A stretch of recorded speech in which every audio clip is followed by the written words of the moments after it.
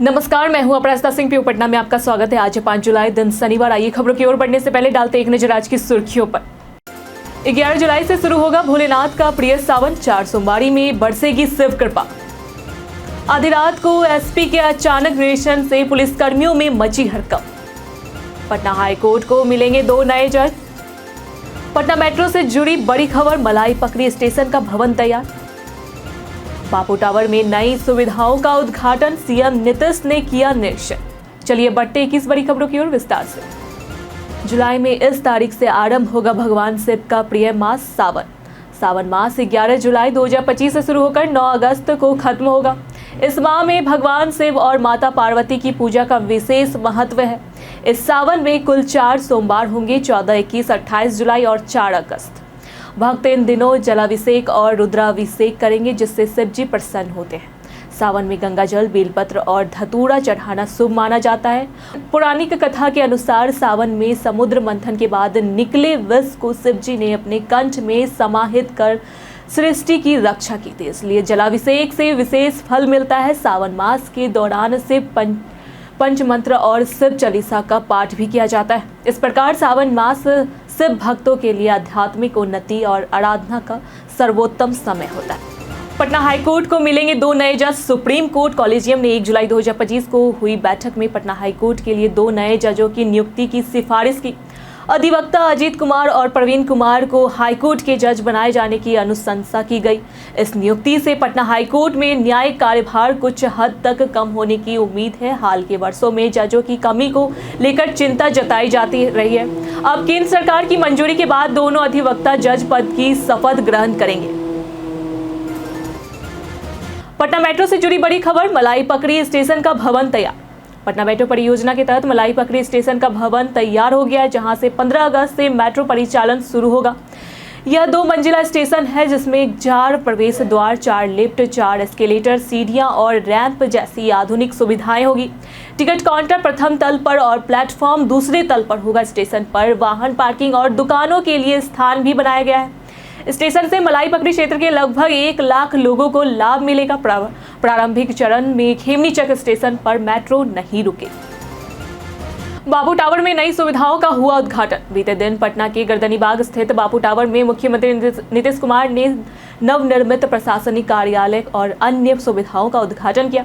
उन्होंने भवन के विभिन्न तलों पर प्रदर्शित गांधी जी के जीवन से जुड़ी घटनाओं, म्यूरल, कटआउट और स्क्रीन प्रोजेक्ट के माध्यम से दी गई जानकारियों का अवलोकन किया। टावर में प्रेक्षागृह, अनुसंधान केंद्र, प्रतीक्षा कक्ष और ओरिएंटेशन हॉल जैसी सुविधाएं विकसित की गई। मुख्यमंत्री ने इसे नई पीढ़ी के लिए प्रेरणा स्रोत बताया और स्कूली बच्चों से संवाद कर उन्हें गांधी जी के विचार जानने को प्रेरित किया। आधी रात को एसपी के अचानक निरीक्षण से पुलिसकर्मियों में मची हड़कंप। पटना के एसपी पश्चिमी भानु प्रताप सिंह ने बीती रात को औचक गश्ती के दौरान विभिन्न थानों का निरीक्षण किया। इस दौरान 8 पुलिसकर्मी व सैप जवान ड्यूटी में लापरवाह पाए गए। किसी की वर्दी अधूरी थी तो किसी ने दाढ़ी नहीं बनाई थी तो कोई मोबाइल में व्यस्त था। सभी का वेतन रोका गया और स्पष्टीकरण मांगा गया। वहीं 2 कर्मियों को चुस्ती व मुस्तैदी के लिए पुरस्कृत किया गया। एसपी ने कहा कि अनुशासनहीनता बर्दाश्त नहीं की जाएगी। नीतीश कुमार ने तय किया 225 सीटों का लक्ष्य। मुख्यमंत्री नीतीश कुमार ने पटना स्थित अपने आवास पर करीब 1.25 घंटे की बैठक में लगभग 300 जेडीयू कार्यकर्ताओं से मुलाकात की। उन्होंने विधानसभा चुनाव में 225 सीटें जीतने का लक्ष्य तय कर सभी को एनडीए उम्मीदवारों का समर्थन करने, सरकार की उपलब्धियों और 205 पूर्व की स्थिति को तुलना साझा करने को कहा। कार्यकर्ताओं ने टिकट, वोट, निगम पद तथा स्थानीय समस्याओं पर आवेदन दिए, जिन्हें अधिकारियों तक पहुंचाने का निर्देश भी दिया। साथ ही उन्होंने कलाकारों के लिए पेंशन योजना पर भी चर्चा की, जिससे वरिष्ठ कलाकारों को मासिक सहयोग मिलेगा। खबरों की ओर आगे बढ़ने से पहले एक महत्वपूर्ण बात, अगर आपको हमारी अपडेट्स और जानकारी पसंद आ रही है तो क्यों ना आप अपने प्योर पटना चैनल को सब्सक्राइब कर लें। साथ ही बेल आइकन दबाना ना भूलें, ताकि आपको सारे वीडियो की नोटिफिकेशन मिलते रहे और इस तरह आप हमारी खबरों से भी हमेशा रूबरू रहेंगे। पटना से गाजियाबाद इंडिगो की नई फ्लाइट 20 जुलाई से शुरू। पटना से गाजियाबाद के हिडन एयरपोर्ट तक इंडिगो एयरलाइंस 20 जुलाई से नई दैनिक फ्लाइट शुरू कर रही है। बुकिंग शुरू हो चुकी है और शुरुआती किराया 4,700 पटना से गाजियाबाद और 4,145 गाजियाबाद से पटना तय किया गया है। यह उड़ान लगभग 1.25 घंटे की होगी और 180 सीटें इकोनॉमी क्लास की होगी। इससे दिल्ली से एनसीआर के गाजियाबाद, नोएडा, मेरठ और पूर्वी दिल्ली के लिए कनेक्टिविटी बेहतर होगी और यात्रियों का समय बचेगा। पहले से इस रूट पर एयर इंडिया एक्सप्रेस की एक फ्लाइट संचालित हो रही है। सीएम नीतीश लगातार ले रहे काम का जायजा। पटना में जेपी सेतु के समांतर गंगा नदी पर 4.56 किलोमीटर लंबा 6 लेन पुल बन रहा है, जिसका शिलान्यास पीएम मोदी ने मार्च 2024 में किया था। मुख्यमंत्री नीतीश कुमार लगातार पुल के निर्माण कार्य का जायजा लेते रह रहे हैं। यह नया एक्स्ट्रा रोज केबल पुल 180 मीटर पश्चिम में बनेगा और 2027 में चालू होने की संभावना है। पुल से उत्तर और दक्षिण बिहार के बीच बेहतर कनेक्टिविटी होगी, जिससे भारी वाहनों की आवाजाही सुगम होगी और जाम से राहत मिलेगी। बिहार में मतदाता सूची सुधार को लेकर चुनाव आयोग ने बताए 5 आसान तरीके। भारत निर्वाचन आयोग ने बिहार में मतदाता सूची सुधार के लिए विशेष अभियान शुरू किया है, जो 5 चरणों में पूरा होगा। 25 जून से 3 जुलाई तक घर घर फॉर्म बांटे गए हैं। फॉर्म 25 जुलाई तक बीएलओ को जमा करने होंगे। बीएलओ रसीद देंगे और डाटा अपलोड करेंगे। 1 अगस्त को ड्राफ्ट सूची जारी होगी और 1 सितंबर तक आपत्तियां दर्ज की जा सकेगी। अंतिम मतदाता सूची 30 सितंबर 2025 को प्रकाशित होगी। योग्य नागरिकों को सूची में शामिल करने और दस्तावेजों की जांच में पारदर्शिता सुनिश्चित करने का लक्ष्य। बिहार के इन शिक्षकों को मिली बड़ी राहत। बिहार में विधानसभा चुनाव को मद्देनजर मतदाता पुनरीक्षण कार्य में लगे करीब 3000 शिक्षकों को बड़ी राहत दी गई है। पटना समेत पूरे बिहार में बीएलओ बने शिक्षक अब स्कूल आकर अटेंडेंस बनाने के बजाय ई शिक्षा कोर्स ऐप पर ऑनलाइन मार्क ऑन ड्यूटी कर सके। ई शिक्षक घर घर जाकर मतदाता गणना फॉर्म वितरित कर रहे हैं। पटना के डीएम त्यागराजन एसएम ने कहा कि 26 जुलाई तक फॉर्म भरना जरूरी है, नहीं तो नाम वोटर सूची से हट जाएगा। राजेंद्र नगर पटना क्लोन एक्सप्रेस में फर्जी टीटी गिरफ्तार। बीते दिनों राजेंद्र नगर पटना क्लोन एक्सप्रेस में निगम कुमार नामक व्यक्ति फर्जी टीटी बनकर यात्रियों से अवैध वसूली कर रहा था। शक होने पर असली टीटी सुनील कुमार ने पूछताछ की और पोल खुल गया। आरोपी के पास से फर्जी पहचान पत्र, टीटी की वर्दी और नकदी बरामद हुई। अलीगढ़ स्टेशन पर जीआरपी ने उसे गिरफ्तार कर जेल भेज दिया। इससे पहले भी 1 जुलाई को पटना जंक्शन पर फर्जी टीटी पकड़ा गया था।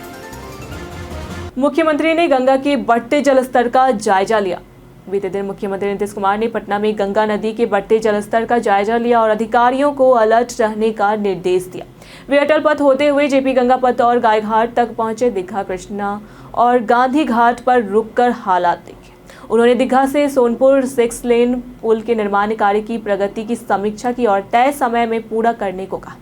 साथ ही जेपी गंगा पथ के पौधारोपण व सौंदर्यीकरण कार्य को बेहतर ढंग से पूरा करने का निर्देश भी दिया। डमी रजिस्ट्रेशन कार्ड आज से जारी, 25 जुलाई तक सुधार का मौका। बिहार विद्यालय परीक्षा समिति ने इंटर और मैट्रिक परीक्षा 2026 में शामिल होने वाले छात्रों का डमी रजिस्ट्रेशन कार्ड आज से जारी कर दिया है। छात्र इसमें हाई त्रुटियों को 25 जुलाई तक सुधार सकते हैं। इंटर व मैट्रिक के लिए अलग अलग पोर्टल पर कार्ड उपलब्ध है। स्कूल प्रधान कार्ड डाउनलोड कर हस्ताक्षर और मुहर के साथ 2 प्रतियों में छात्रों को देंगे। केवल लघु स्पेलिंग, फोटो, जन्मतिथि, विषय जैसी सूचनाओं में ही सुधार होगा। नाम और माता पिता के नाम का पूर्ण परिवर्तन मान्य नहीं। पटना से लंबी दूरी की ट्रेनों में महंगा हुआ सफर। रेलवे ने 1 जुलाई से लंबी दूरी की ट्रेनों का किराया बढ़ा दिया है, जिससे पटना से दिल्ली, मुंबई, चेन्नई जैसे शहरों की यात्रा महंगी हो गई है। यह वृद्धि 500 किलोमीटर से अधिक दूरी की यात्रा पर लागू है। स्लीपर क्लास में 1 पैसा प्रति किलोमीटर और एसी क्लास में 2 पैसा प्रति किलोमीटर किराया बढ़ाया गया है। उदाहरण स्वरूप पटना से दिल्ली तक स्लीपर में 10 और एसी में 3 टियर में 20 अधिक देने होंगे। गरीब रथ, तेजस और राजधानी पर भी असर पड़ा है।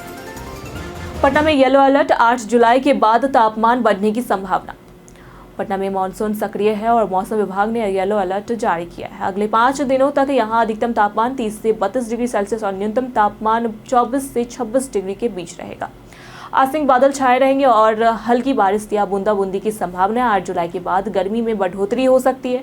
पटना में उमस भरी गर्मी का अनुभव होगा। आसपास के जिलों में साइक्लोनिक सर्कुलेशन के कारण बादल और बारिश बनी रहेगी, जिससे मौसम में नमी बनी रहेगी। अब दाखिल खारिज के लिए दिए ऐसे आवेदन नहीं होंगे मंजूर। बिहार में दाखिल खारिज प्रक्रिया में बदलाव करते हुए राजस्व विभाग ने निर्णय लिया है कि पहले अस्वीकृत दस्तावेजों पर दोबारा आवेदन देने पर वह स्वतः अस्वीकृत हो जाएगा। स्टाफ वेयर में इसके लिए तकनीकी बदलाव किए गए हैं। सचिव जय सिंह ने सभी जिलाधिकारियों को निर्देश जारी कर स्पष्ट किया है कि ऐसे मामलों में अपील भूमि सुधार उप समाहर्ता के न्यायालय में ही की जा सकती है। पूर्व मध्य रेल की पहल 34 श्रावणी मेला स्पेशल ट्रेनें चलेगी। पूर्व मध्य रेल द्वारा श्रावणी मेला के अवसर पर 34 स्पेशल ट्रेनें चलाई जाएगी, जिनमें विभिन्न रूटों की ट्रेनों को शामिल किया गया है। साथ ही जसीडीह स्टेशन पर राजधानी वंदे भारत जनशताब्दी जैसी प्रमुख ट्रेनों का 5 मिनट और सुल्तानगंज स्टेशन पर अंग अजमेर तथा मालदा टाउन एक्सप्रेस जैसी ट्रेनों का 2 मिनट का अस्थायी ठहराव दिया गया है, जिससे श्रद्धालुओं को यात्रा में सुविधा हो। रामचक बैरिया में कूड़ा प्रोसेसिंग प्लांट लगेगा, 514 करोड़ होंगे खर्च। पटना के रामचक बैरिया में 514.59 करोड़ की लागत से कूड़ा प्रोसेसिंग प्लांट बनेगा, जो 2.5 साल में तैयार होगा।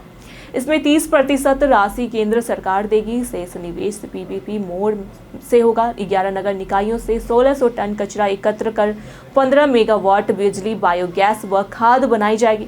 यह परियोजना शहर की स्वच्छता और अस्पष्टी प्रबंधन में बड़ा बदलाव लाएगी। भारतीय मूल की छठी पीढ़ी को ओसीआई कार्ड देने की घोषणा। प्रधानमंत्री नरेंद्र मोदी ने त्रिनिदाद और टोबैगो में भारतीय समुदाय को संबोधित करते हुए बिहार की गौरवशाली विरासत की तारीफ की। उन्होंने कहा कि त्रिनिदाद की प्रधानमंत्री कमला का संबंध बिहार की बक्सर से है और बिहार पूरी दुनिया की धरोहर है। पीएम मोदी ने प्रवासी भारतीयों को भारत की सभ्यता के दूत बताया और भारतीय मूल की छठी पीढ़ी को ओसीआई कार्ड देने की घोषणा की। उनके भाषण ने भारतीय समुदाय और भारत के ऐतिहासिक संबंधों को मजबूत किया। बिहार में साइबर ठगी रोकने एफआरआई टूल हुआ लॉन्च। बिहार में बढ़ते साइबर ठगी के खिलाफ दूरसंचार विभाग ने financial fraud risk indicate FRI tool विकसित किया है। यह टूल साइबर फ्रॉड में इस्तेमाल नंबरों को रिस्क और हाई रिस्क कैटेगरी में रखता है और फ्रॉड ट्रांजैक्शन को रोकता है। साथ ही चेहरे पहचान और दस्तावेज मिलान जैसे 4 बड़े एआई टूल्स के जरिए फर्जी सिम कार्ड बंद किए जा रहे हैं, जिससे ऑनलाइन ठगी को काबू करने का प्रयास हो रहा है। बरसाती बीमारियों से निपटने की तैयारी का सीएस ने जायजा लिया। पटना के civil surgeon doctor Avinash Kumar Singh ने पालीगंज, विक्रम बेहटा और दुल्हिन बाजार पीएचसी का औचक निरीक्षण कर बरसात में जल जनहित बीमारियों से निपटने की तैयारियों का जायजा लिया। उन्होंने सांप के डसने की दवाई, डेंगू, मलेरिया व डायरिया की दवाओं की उपलब्धता जांची। सभी केंद्रों पर चिकित्सक मौजूद थे और व्यवस्थाएं संतोषजनक पाई गई। बीते दिनों जिन्होंने हमारे वीडियो पे लाइक और कमेंट किए थे, उनके नाम है राकेश मिश्रा, सुनीता कुमारी, अरविंद सिन्हा, मोहम्मद सनाउल्लाह, अनूप कुमार, अमरजीत कुमार, संजीव कुमार, श्याम नंदन से। इसी के साथ बढ़ते आज के सवाल की ओर। पटना में बारिश के बाद जल जमाव की सबसे बड़ी समस्या आपको किस इलाके में लगती है? आप अपना जवाब हमें हमारे कमेंट सेक्शन में लिखकर जरूर बताएं। आज के लिए फिलहाल इतना ही। पटना की तमाम खबरों के साथ बने रहने के लिए देखते रहें प्योर पटना। साथ ही अगर आप यूट्यूब चैनल पर देख रहे हैं तो चैनल को सब्सक्राइब करें। अगर आप फेसबुक पेज पर देख रहे हैं तो लाइक और फॉलो करें।